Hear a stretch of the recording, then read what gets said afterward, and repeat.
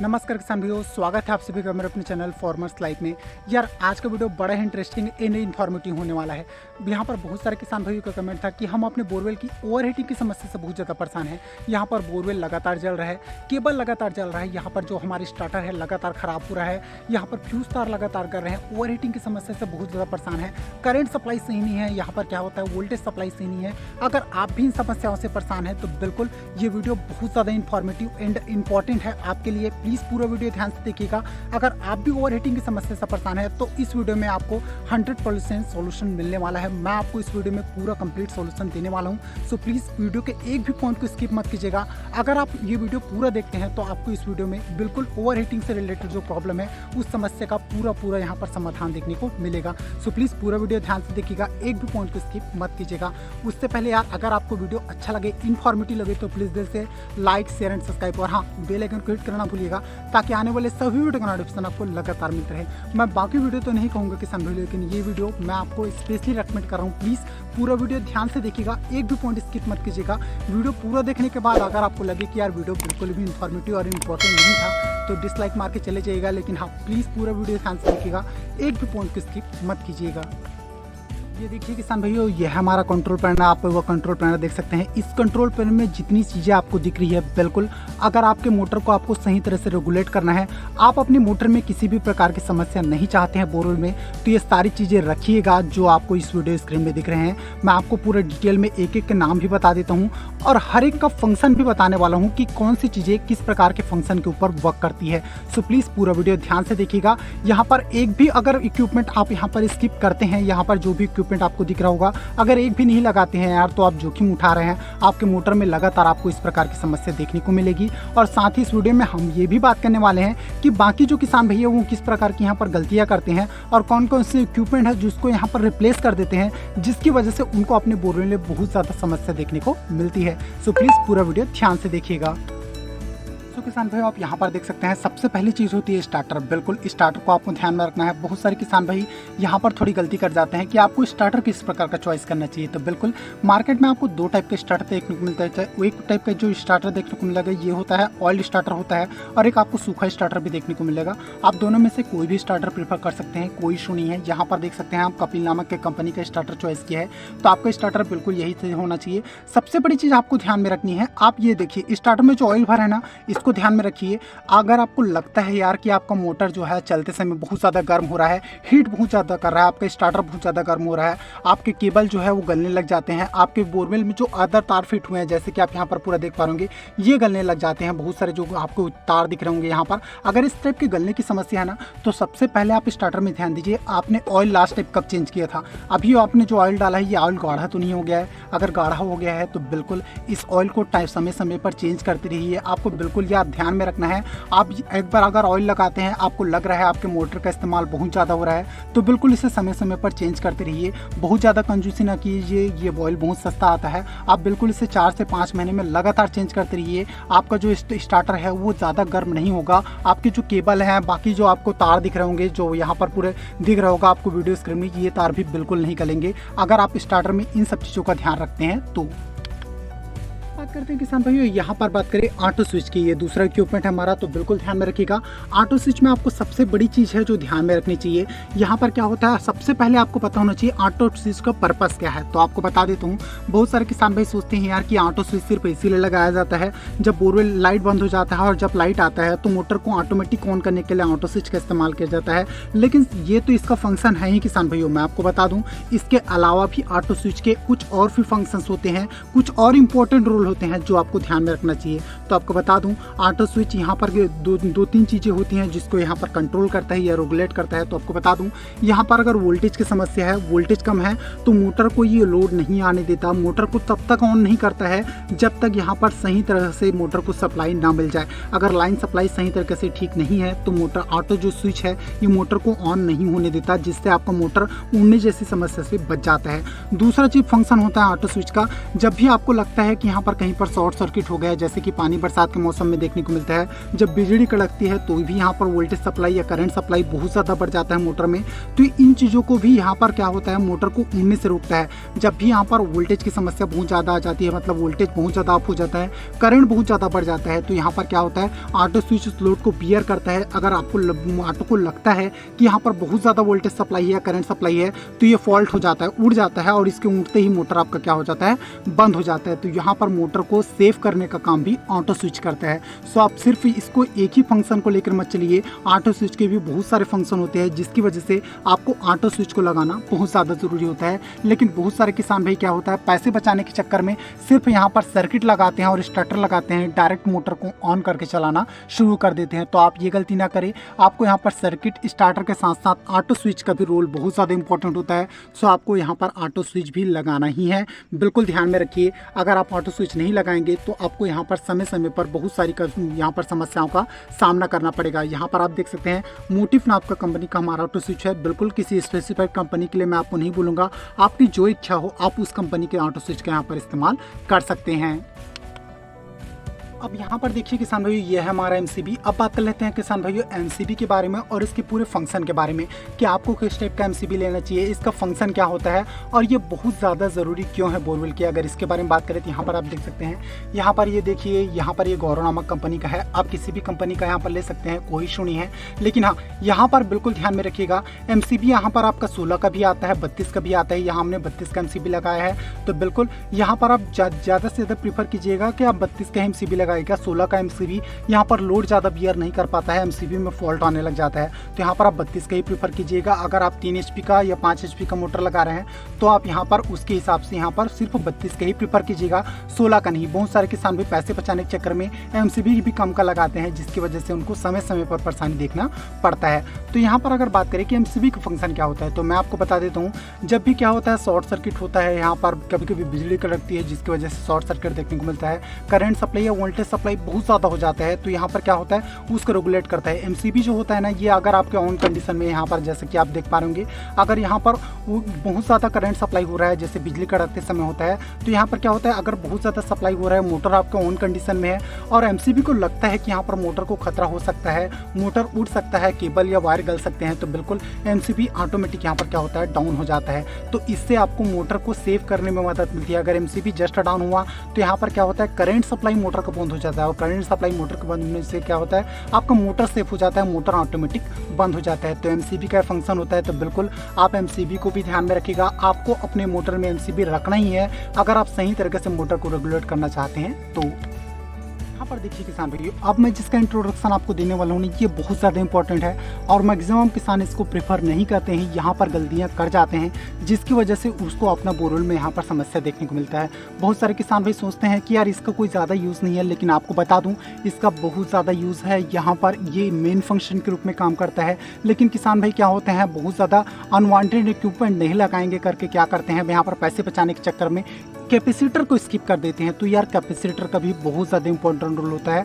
मैं आपको दिखा देता हूँ, ये जो कैपेसिटर है ना, ये अभी का नहीं है यार, तकरीबन आपको बता देता हूँ, ये जो कैपेसिटर हमने लगाया ना, दादा प्रोडक्ट के कैपेसिटर है। इस कैपेसिटर को लगभग 15 साल हो गए हैं। मतलब हमारा जो पुराना बोरवेल था ना, उसमें कैपेसिटर लगा था, मैंने वही कैपेसिटर उखाड़ के लाकर यहाँ पर लगाया। अभी तक इस कैपेसिटर में कोई भी समस्या, कोई भी दिक्कत नहीं आया है, न ही हमारे मोटर में यहाँ पर किसी प्रकार की समस्या या दिक्कत देखने को मिली है। तो चलिए इसके फंक्शन के बारे में बात करते हैं कि ये किस प्रकार से काम करता है। तो आपको बता दूं, कैपेसिटर का मेन यूज़ होता है, आपको ये पता होना चाहिए। जैसे आपको पता है घर में जो आपका पंखा होता है ना, सीलिंग फैन आपको देखना होगा, तो वहाँ पर एक रेगुलेटर लगा होता है। रेगुलेटर से क्या करते हैं, आप रेगुलेट करते हैं, फोर्स को कम या ज़्यादा करते हैं। आपने देखा होगा, पंखा अगर ज़्यादा स्पीड में चलाना है, रेगुलेटर बढ़ा देते हैं, पंखा ज़्यादा स्पीड चलने लग जाता है, रेगुलेटर को डाउन करते हैं, पंखे की स्पीड कम हो जाती है। तो यहाँ पर सेम चीज़ होता है कैपेसिटर का। कैपेसिटर क्या होता है, आपके करेंट या वोल्टेज को क्या करता है, यहाँ पर मेंटेन करने का काम करता है। आपकी जो करंट सप्लाई होती है ना, उसको इकट्ठा करके रखता है, और इकट्ठा करने के बाद क्या होता है, ये आपके ज़रूरत के हिसाब से आपकी मोटर को करंट सप्लाई करता है।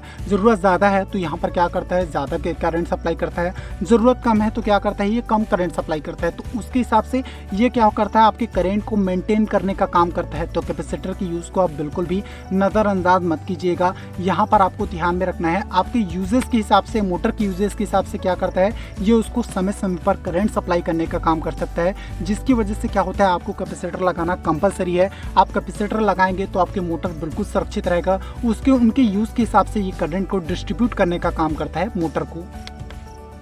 किसान भाइयों, अब हम बात करने वाले हैं सर्किट के बारे में। ये आपके मोटर की लाइफ के लिए बहुत इंपॉर्टेंट रोल प्ले करता है। बहुत सारे किसान भाई यहाँ पर गलती कर जाते हैं, बोलते हैं यार कोई भी सर्किट लगा लो, काम ही तो चलाना है। तो मैं आपको बता दूं, ये कोई काम ही तो चलाना है, ऐसा वाला काम बिल्कुल नहीं है। अगर आप ऐसा सोच के लगा रहे हैं तो ये सर्किट आपके मोटर का काम चलता कर देगा। मैं आपको पहले ही बता दे रहा हूँ, अगर आप यहाँ पर लापरवाही करेंगे ना सर्किट लगाने में, अगर आप बोलेंगे कि यार सिर्फ काम ही चलाना है, यहाँ पर कोई भी सर्किट लगा देंगे तो काम चल जाएगा, तो ऐसी गलती ना करिए यार। यहाँ पर जो रिक्वायरमेंट है उसके हिसाब से सर्किट लगाइए। यार आप इतना हैवी मोटर चला रहे हैं, 5 HP का मोटर चला रहे हैं, 7 HP का, 3 HP का मोटर चला रहे हैं आप, यार आप कोई भी लोकल सर्किट लगाओगे तो यहाँ पर आपको दिक्कत देखने को मिलेगी। यहाँ पर आपका मोटर गर्म हो जाना शुरू हो जाएगा। सर्किट में जो डामर दिख रहे हैं ये बहुत ज़्यादा गल के बाहर आ जाते हैं, आपको फ्यूज बार बार उड़ने लग जाता है, सर्किट गर्म होने लग जाता है। यहाँ पर जो आपको सर्किट देखना है ना, ये बहुत ज़्यादा ओवरहीट की वजह से क्रैक होना शुरू हो जाता है यहाँ से। जैसे कि आप यहाँ पर देख पा रहे होंगे, बहुत सारे किसान भाई इस समस्या को फेस कर चुके होंगे तो बिल्कुल इस चीज़ समझते होंगे। यहाँ पर बहुत सारे इलेक्ट्रीशियन भी कम नॉलेज की वजह से गलत जानकारी देते हैं किसान को, बोलते हैं यार कोई भी सर्किट लगा देते हैं जी, फिर वो काम चल जाएगा, आपका यहाँ पर निकल जाएगा, ज़्यादा पैसा खर्च मत करो। तो यार प्लीज़ इलेक्ट्रीशियन लोगों से भी रिक्वेस्ट है, बिल्कुल किसानों को सही जानकारी दीजिए, सही इन्फॉर्मेशन दीजिए और उनको बोलिए कि उसके रिक्वायरमेंट के हिसाब से यहाँ पर सर्किट या पैनल फिट करें। तो यहाँ पर आप बात करें कि सर्किट आपको किस टाइप का लगाना चाहिए, तो चलिए मैं आपको दिखा देता हूँ। तो यहाँ पर देख लीजिए हमने कौन सा सर्किट लगाया है। तो यहाँ पर देख लीजिए हमने थोड़ा हाइब्रिड सर्किट का इस्तेमाल कीजिए। यहाँ पर आप देख सकते हैं एसी करंट का 415 वोल्ट का सर्किट है। मैक्स से यहाँ पर WIRL लिखा हुआ है, 14 SWG का यह सर्किट है। सेम सर्किट यहाँ पर भी लगाया गया है। तो आपको इसी टाइप का यहाँ पर सर्किट लगाना है जो सर्किट हमने यहाँ लगाया है। आप पर इस टाइप का आप सर्किट लगाते हैं, जैसे कि मैंने आपको पहले ही बता चुका है, हमारा 5 HP का मोटर है और हमने इस सर्किट का यहाँ पर उपयोग किया है, जिसकी वजह से हमको यहाँ पर किसी भी प्रकार का प्रॉब्लम फेस नहीं करना पड़ता है। खासकर सर्किट से रिलेटेड तो कोई भी समस्या यहाँ पर हमें अभी तक देखने को नहीं मिली। अब यहाँ पर बात कर लेते हैं फ्यूज तार के बारे में। अब बात करें यहाँ पर किसान भाइयों फ्यूज तार के बारे में, तो बिल्कुल फ्यूज तार के बारे में आपको बहुत ज़्यादा इंपॉर्टेंट और ध्यान में रखने वाली चीज़ें हैं। यहाँ पर कम नॉलेज की वजह से, कम इन्फॉर्मेशन की वजह से बहुत सारे किसान भाई यहाँ पर गलती कर जाते हैं, जिसकी वजह से उसका मोटर जल जाता है, स्टार्टर खराब हो जाता है, या फिर यहाँ पर आपको जो लाइन दिख रहा है वायर लाइन, ये पूरी लाइन गलकर पूरी तरह से खराब हो जाती है। तो यहाँ पर आप ध्यान में रखिएगा, यहाँ पर आपको फ्यूज तार बिल्कुल कॉपर का ही इस्तेमाल करना है। यहाँ पर किसान भाई बहुत सारे क्या करते हैं, बहुत ज़्यादा मोटर तार इस्तेमाल करते हैं, या फिर कटबंधन तार भी कई किसान यहाँ पर क्या कर देते हैं, अटैच कर देते हैं, जिसकी वजह से क्या होता है, ये फ्यूज तार नहीं गलता है। जब भी आपका जब लगता है ना ओवर हीटिंग की समस्या है, बहुत ज़्यादा वोल्टेज या करंट सप्लाई की समस्या हो जाती है, जिसे बिजली कड़कने से में होता है, तो यहाँ पर क्या होता है, बहुत ज़्यादा करंट सप्लाई मोटर को होने लग जाता है। तो ये जो फ्यूज तार है ये ना गलता नहीं है, नहीं गलने की वजह से ये आपके मोटर को जला देता है। तो बिल्कुल फ्यूज तार ऐसा लगाइए कि बहुत ज़्यादा ओवर हीटिंग की समस्या हो रही है, बहुत ज़्यादा लाइन सप्लाई की समस्या हो रही है, यहाँ पर बहुत ज़्यादा मैक्सिमम लाइन सप्लाई हो जाता है, जो आपका मोटर बियर नहीं कर पाता है। तो उस कंडीशन में ये फ्यूज तार आपका गलना चाहिए।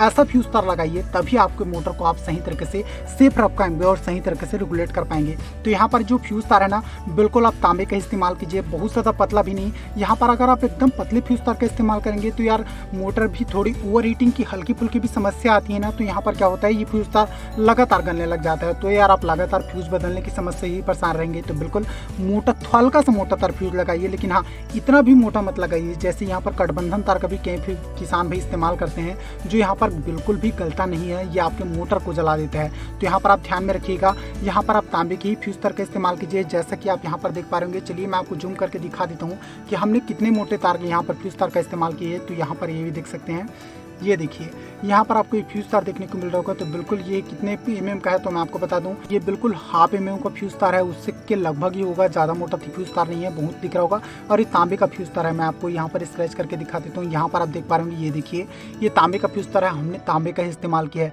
तो आप भी तांबे के फ्यूज तार का ही इस्तेमाल कीजिएगा, किसी और फ्यूज तार का नहीं। बिल्कुल यहाँ पर कई किसान भाई क्या करते हैं, यहाँ पर कटबंधन तार आता है, उसकी फ्यूज तार का इस्तेमाल करते हैं। तो ऐसी गलती ना करिए यार। और यहाँ पर आपको इस टाइप की फ्यूज तार यहाँ पर देखने को मिलेगा, एकदम पतला या महीन। तो इस टाइप की भी फ्यूज तार का इस्तेमाल ना कीजिए। अगर आप ऐसे फ्यूज तार का इस्तेमाल करेंगे ना, तो आपकी मोटर जो है ये लगातार गलने की समस्या से बहुत ज़्यादा परेशान रहेगी। आप लगातार ये फ्यूज तार है ये आपका गलता रहेगा, आप इसे समय समय पर चेंज करते रहेंगे, तो यहाँ पर आप परेशान हो जाएंगे। तो बिल्कुल आप यहाँ पर हाफ mm की फ्यूज तार का इस्तेमाल कर सकते हैं, वो भी कॉपर का ही होना चाहिए। बिल्कुल ध्यान में रखिए, किसी और का फ्यूज तार बिल्कुल भी इस्तेमाल ना कीजिए, जिससे आपके मोटर को कोई भी परेशानी का सामना ना करना पड़े। अब बात करते हैं किसान भाइयों सबसे इम्पोर्टेंट रोल की, जो आपको ध्यान में रखना ही है। यहाँ पर बहुत सारे किसान भाई इसको स्किप कर देते हैं, ये सोचते हैं कि इसका यार कोई भी यूज़ नहीं है, कोई भी फंक्शन नहीं है, तो यार हम इसको नहीं लगाते हैं, फालतू में पैसे क्यों खर्च करना। तो आपको बता दूं यार ऐसी गलती बिल्कुल ना करें, इसका बहुत ज़्यादा इंपॉर्टेंट रोल है। आपको इसके रोल के बारे में मैं अगर बात करूँ तो आपको पूरे डिटेल में बता देता हूँ। यहाँ पर जो इक्विपमेंट लगा है ये आपको वोल्ट मीटर है। चलिए मैं आपको थोड़ा जूम करके दिखा देता हूँ, जैसे कि आप यहाँ पर वीडियो स्क्रीन में देख पाएंगे। ये देखिए यहाँ पर आपको वोल्ट मीटर देखने को मिल रहा होगा। इसके जस्ट बगल में यहाँ पर जो इक्विपमेंट लगाना है इसको बोलते हैं एमीटर। तो यहाँ पर आपको दोनों को देखने को मिल रहा होगा। आप इसे कोई भी कंपनी का प्रीफर कर सकते हैं। ये दोनों मार्केट में अलग अलग भी आता है, जैसे कि एमीटर लगाता है, वोल्ट मीटर लगाता है। तो आप देख लीजिएगा अपने हिसाब से आपको कौन सा चॉइस करना है। तो यहाँ पर अगर वोल्ट मीटर के फंक्शन की बात करें तो मैं आपको बता देता हूँ।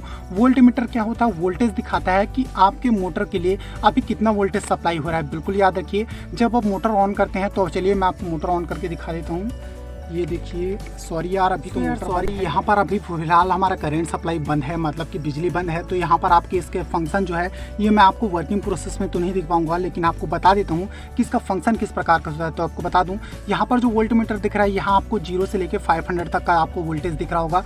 तो यहाँ पर आपका कितना वोल्टेज होना चाहिए जिससे आपको मोटर को पता चल पाए कि यहाँ पर सही करंट सब वोल्टेज सप्लाई हो रहा है, आपको मोटर सही तरीके से चल सकता है और आपको उस कंडीशन में मोटर यहाँ पर ऑन करना चाहिए। तो आपको बता दूँ यहाँ पर मोटर को जो वोल्टेज सप्लाई होना चाहिए वो होना चाहिए मैक्सिमम 420। बिल्कुल याद रखिए, बहुत ज़्यादा भी नहीं, बहुत कम भी नहीं। तो यहाँ पर 420 तक आपको वोल्टेज सप्लाई होना चाहिए, जिससे आपको पता चल पाएगा कि आपका मोटर को सही वोल्टेज सप्लाई हो रहा है। आपका मोटर इस कंडीशन में फुल फोर्स में चलेगा, बिल्कुल कोई भी परेशानी नहीं है मोटर में। आपका केबल भी सही प्रकार से सब कुछ ठीक है, केबल भी सही है, करंट सप्लाई भी सही मिल रहा है, सब कुछ ठीक है। उस कंडीशन में आपका यहाँ पर वोल्टेज शो करेगा 420। जैसे ही आप मोटर ऑन करते हैं तो हल्का से वोल्टेज फ्लक्चुएट होकर क्या होगा, 420 से थोड़ा कम हो जाएगा, 400 तक जाएगा या 380 तक जाएगा। तब भी आपका मोटर सेफ जोन में है, आप मोटर ऑन कर सकते हैं और आपका मोटर जो है वो कभी भी गर्म नहीं होगा, अच्छे तरीके से चलेगा और फुल फोर्स में चलेगा। लेकिन जैसे ही आपको यहाँ पर क्या होता है, वोल्टेज की समस्या आती है, करंट की समस्या आती है, तो यहाँ पर आपका मोटर क्या होता है ऑन कंडीशन, अगर आपका यहाँ पर 380 में दिखा रहा है, ऑन करने के बाद ये 300 तक चला जाएगा, 280 तक चला जाता है। तो इस कंडीशन में आपको पता होना चाहिए आप रिस्क उठा रहे हैं, आपका जो मोटर है ना वो रिस्क लेके ऑन हुआ है। बिल्कुल यहाँ पर आपको क्या होगा, स्टार्टर जो आपको नीचे दिख रहा होगा ना ये गर्म होना शुरू हो जाएगा। यहाँ पर आपको जो बहुत सारे वायर दिख रहा है ना, ये वायर क्या हो जाएंगे, गलना शुरू हो जाएंगे। आपको बिल्कुल पता होना चाहिए। ये वायर दिख रहा है ये भी गलना शुरू हो जाता है, एमसीबी का वायर गलना शुरू हो जाता है। सर्किट में यहाँ पर जो आपको दिख रहे होंगे ना, यहाँ पर डामर बह रहा है, इस टाइप का डामर बहना शुरू हो जाता है। तो यहाँ पर समझ जाइएगा आप रिस्क उठा रहे हैं। तो ऐसा रिस्क ना उठाइए। अगर आपका वोल्टेज बहुत ज़्यादा कम है तो इस कंडीशन में मोटर को बिल्कुल ऑन ना कीजिए, नहीं तो आपका मोटर यहाँ पर जल सकता है, खराब हो सकता है। अब बात करें यहाँ पर किसान भैया अमीटर के फंक्शन के बारे में। तो यार अमीटर थोड़ा पुराना हो चुका है, फिर भी यहाँ पर आप देख पा रहे होंगे यहाँ पर 0 से लेके 30 तक का आपको मार्किंग दिख रहा होगा। ये थोड़ा पुराना है तो आप थोड़ा देख सकते हैं यहाँ पर। तो यहाँ पर आपको बताऊँ कि आपका इस कंडीशन में जैसा कि आपको अमीटर दिख रहा है, तो अभी तो फिलहाल अमीटर बंद है, बिजली सप्लाई बंद है, तो आपको ऑन करके मैं नहीं दिखाऊंगा। लेकिन हाँ, इसके वर्किंग प्रोसेस के बारे में बात करें तो आपको बता दूँ, जिस कंडीशन में आपका मोटर ऑन करते हैं उस कंडीशन में अगर आपका यहाँ पर वोल्टेज 420 दिखा रहा है ना, तो यहाँ पर आपका मीटर शो करेगा 15 एम्पियर। बिल्कुल याद रखिए, 15 एम्पियर पर शो कर रहा है, यहाँ पर 420 शो कर रहा है। बिल्कुल आपका मोटर एकदम टॉप कंडीशन में है, बिल्कुल सही कंडीशन में चल रहा है। यहाँ पर ओवर हीटिंग की कोई समस्या नहीं आएगा, आपका मोटर साउंड भी नहीं करेगा, न ही किसी प्रकार का यहाँ पर जो वायर दिख रहा है ना इसके गलने की समस्या आएगी। आपका मोटर एकदम सेफ कंडीशन में है। फिर भी मैं आपको बता देता हूँ एकदम सेफ जोन के लिए यहाँ पर 12 से 15 एम्पियर के बीच में अगर आपको मोटर चल रहा है तो बिल्कुल सेफ जोन में है, आपको किसी भी प्रकार की कोई भी समस्या नहीं आने वाली। आपका जो केबल है ये गलने भी नहीं वाला, मोटर भी बिल्कुल सेफ कंडीशन में चलेगा। आप याद रखिए, अगर आपका यहाँ पर एम्पियर कितना शो कर रहा है, 12 से 15 एम्पियर के बीच। अगर यहाँ पर 380 शो कर रहा है तो यहाँ पर 12 ये 13 एम्पियर शो करेगा। अगर यहाँ पर 420 शो कर रहा है तो यहाँ पर 15 एम्पियर शो करेगा। आप इन सब चीज़ों का यहाँ पर ध्यान रखिए। बिल्कुल इन दोनों चीज़ का भी बहुत ज़्यादा अच्छा फंक्शन है, इसका इस्तेमाल है और बहुत ज़्यादा इंपॉर्टेंट है। आप किसान भाई जो भी होते हैं इसके जो फंक्शन है इसको नज़रअंदाज ना कीजिए, इसके इंपॉर्टेंस को नज़रअंदाज ना कीजिए। अगर इसके इंपॉर्टेंस को आप नज़रअंदाज कर रहे हैं तो आप अपने मोटर के लिए जोखिम उठा रहे हैं, आप अपने मोटर को जोखिम में डाल रहे हैं। बिल्कुल आप इन सब चीज़ों का भी ध्यान रखिए, इसका भी बहुत ज़्यादा इंपॉर्टेंट रोल है। अब बात कर लें किसान भाइयों यहाँ पर केबल के बारे में कि आपको केबल किस प्रकार का लगाना चाहिए। तो ये डिपेंड करता है यार आपके मोटर के ऊपर। यार मैं बिल्कुल नहीं कहूँगा कि आपके 1 हॉर्स पावर का मोटर है तो आप इतना हैवी केबल लगाइए, बिल्कुल ज़रूरी नहीं। लेकिन हाँ, मैं आपको बता दूँ, अगर आपके 3 हॉर्स पावर का मोटर है, 5 हॉर्स का मोटर है, 7 हॉर्स पावर का मोटर है तो बिल्कुल थोड़ा हैवी केबल लगाइए यार। हल्के से पैसे बचाने के चक्कर में आपके मोटर को जोखिम न डालिए, नहीं तो यार आप जोखिम तो कम उठाएंगे, परेशान बहुत ज़्यादा होंगे। जैसे कि केबल का गलना, मोटर का यहाँ पर उड़ना, यहाँ पर स्टार्टर का ख़राब होना, यहाँ पर शॉर्ट सर्किट का होना, बहुत ज़्यादा फ्यूज का गलना, ये सारी समस्याएं आपके साथ लगातार बनी रहेंगी अगर आप ख़राब केबल लगाते हैं या फिर बहुत हल्का केबल लगाते हैं। तो यहाँ पर आप देख सकते हैं जो हमारी कंपनी का मोटर है बिल्कुल उसी का केबल लिया है। यहाँ पर टैक्समो कंपनी का हमारा मोटर भी है तो टैक्समो का ही केबल लिया है। सिबल केबल 4.0 SBMM 1100 वोल्ट का लिखा हुआ है। तो बिल्कुल आप भी इतने ही हैवी केबल का इस्तेमाल कीजिए। आपका जो मोटर है उस कंपनी का अगर आप केबल लेते हैं तो और अच्छी बात है, लेकिन यहाँ पर ज़रूरी नहीं कि आप उसी कंपनी का केबल लीजिए। लेकिन हाँ, मैं आपसे रिक्वेस्ट करता हूँ बहुत हल्का केबल ना लीजिए, नहीं तो उसमें फॉल्ट आना शुरू हो जाएगा। यहाँ पर केबल के अंदर ही यहाँ पर जो वायर होते हैं, ये हल्के केबल में क्या होता है, फॉल्ट होना शुरू हो जाते हैं, अंदर ही गल के ख़राब हो जाते हैं और पूरी तरह से यहाँ पर अंदर गल के क्या होते हैं, चिपक जाते हैं, जिससे आपका मोटर यहाँ पर क्या होता है, जल जाता है केबल के फॉल्ट की वजह से। तो आप ऐसी गलती ना करें, केबल थोड़ा अच्छा लीजिए, जिससे क्या होता है हल्का से ओवरहीट की भी समस्या आती है, यहाँ पर वोल्टेज की समस्या आती है एंड फ्लो रेट की समस्या आती है। तो इन सभी समस्याओं को एक केबल मैनेज कर सके ऐसा केबल लीजिए, तब आपको यहाँ पर सही तरीके से आपका मोटर जो है वो रेगुलेट करने में मदद मिलेगा। आपकी मोटर की लाइफ सही रहेगी अगर आपका केबल सही रहेगा। बात करें किसान भाइयों मेल लाइन सप्लाई की, जैसे कि यहाँ पर देख सकते हैं ये हमारा मेल लाइन सप्लाई है, जिसके लिए यहाँ पर हमने थोड़ा मोटे केबल का इस्तेमाल किया है। यहाँ पर आप देख सकते हैं first circuit, second circuit, third circuit, इन दोनों सर्किट में यहाँ पर मेल लाइन सप्लाई का जो वायर है वो कनेक्ट हुआ है। एक केबल आपको दिख रहा होगा यहाँ पर ब्लैक कलर का, इसके लिए हमने यहाँ पर अर्थिंग निकाल कर रखा है। मैं आपको इसके भी पूरे फंक्शन के बारे में बताने वाला हूँ पूरे डिटेल में कि इसका क्या फंक्शन है, लेकिन उससे पहले बात कर लेते हैं केबल के फंक्शन के बारे में। यहाँ पर आप देख सकते हैं मेल लाइन सप्लाई के लिए बिल्कुल हमने बहुत मोटे केबल का इस्तेमाल किया है। बहुत सारे किसान भाई क्या गलती करते हैं, यहाँ पर क्या करते हैं, इस टाइप की केबल का इस्तेमाल करते हैं, जैसे कि यहाँ पर देख रहे हैं इस तरह के पतले वायर की केबल का इस्तेमाल करते हैं और खुले में केबल का इस्तेमाल करते हैं और बहुत दूर से यहाँ पर लाइन सप्लाई लाते हैं। तो यार मेरा रिक्वेस्ट है आप ऐसे केबल का इस्तेमाल ना कीजिए। इसमें सबसे बड़ा घाटा जो देखने को मिलता है, ये स्टार्टिंग में तो सब कुछ ठीक रहता है, लेकिन समय के साथ इसमें कार्बन आना शुरू हो जाता है, इसमें खराबी आना शुरू हो जाता है, बीच बीच में गलने लग जाता है। अगर इसमें बीच बीच में ज्वाइंट आता है ना, तो वहाँ पर क्या होता है, कार्बन आना शुरू हो जाता है। वहाँ पे आप ज्वाइंट जैसे आता है तो आप टेप कर देते हैं। टेप क्या होता है, समय के साथ उसमें पानी पड़ता है ना लगातार, तो ये जो टेप है ना यहाँ का खराब होना शुरू हो जाता है, कार्बन आ जाता है। तो वहाँ से अगर आपकी करंट सप्लाई सही नहीं रहेगी तो आपके कंट्रोल पैनल को सही तरीके से करंट सप्लाई नहीं मिलेगा, और कंट्रोल पैनल को अगर सही करके करंट सप्लाई नहीं मिलेगा तो यहाँ पर ओवर हीटिंग की समस्या आने शुरू हो जाएगी। स्टार्टर को सही करंट सप्लाई नहीं मिलेगा तो स्टार्टर गर्म होगा, यहाँ पर आपका फ्यूज उड़ना शुरू हो जाएगा, आपका केबल जो है वो गर्म होना शुरू हो जाएगा, आपका मोटर यहाँ पर खराब होना शुरू हो जाएगा। तो यहाँ पर ऐसी गलती ना करें। मैं आपको रिकमेंड करूँगा कि आप भी ऐसे मोटे केबल का इस्तेमाल कीजिए। जैसे कि आप यहाँ पर देख पाएंगे, ये देखिए यहाँ पर ये जो पूरा केबल है पूरी तरह से कवर्ड है, देख सकते हैं ये चारों के चारों केबल जो आपको दिख रहे होंगे अंदर में, ये पूरी तरह से कवर्ड है, मोटे केबल से मोटे कवर से कवर्ड है। इसके अंदर ये वायर दिख रहे होंगे, ये पूरी तरह से कवर्ड होता है। लेकिन खुले वाले में क्या रहता है, आपका जो केबल है कुछ इस तरह से दिखाई देता है, पूरे खुले में रहता है, ये अंदर में कवर्ड नहीं रहता है, तो इसमें कार्बन की समस्या आना शुरू हो जाती है। जैसे कि यहाँ पर आप देख पाएंगे ये पूरी तरह से कवर्ड है, तो यहाँ पर किसी भी प्रकार के कार्बन से जो समस्या है वो आपको यहाँ पर देखने को नहीं मिलेगी। अब बात करिए कौन सी कंपनी का है, तो यहाँ पर आप देख सकते हैं एमिडो नामक कंपनी का ये केबल है, एल्युमिनियम केबल है, जैसे कि आप यहाँ पर देख पा रहे होंगे 10 mm का ये केबल है। और साथ ही यहाँ पर बात करें 10x/4 का है, देख सकते हैं यहाँ पर, और साथ ही यहाँ पर पूरे डिटेल में आप फंक्शन देख सकते हैं। कोर वायर केबल है ये पूरी तरह से, और 1100 वोल्ट सप्लाई कर सकते हैं। ये केबल ISI मार्क से सर्टिफाइड है, ISI 694 का ये केबल है। और साथ ही यहाँ पर बात करें तो 210 MTF का ये पूरा केबल है, जैसे कि आप यहाँ पर डिटेल में देख सकते हैं। आप भी चाहें तो इसी एमिडो नामक कंपनी का केबल खरीद सकते हैं, या फिर मैं स्पेसिफाइड नहीं करूँगा कि आप इसी कंपनी का खरीदें, आपकी जो मर्जी आप उस कंपनी का केबल खरीद दीजिए। लेकिन हाँ, बिल्कुल सही केबल का इस्तेमाल कीजिए, भले ही थोड़ा महंगा पड़े, लेकिन हाँ आपके मोटर है उसका अगर सही तरीके से रूलेट करना है तो उसके लिए सही केबल आपको इस्तेमाल करना बहुत ज़्यादा ज़रूरी है।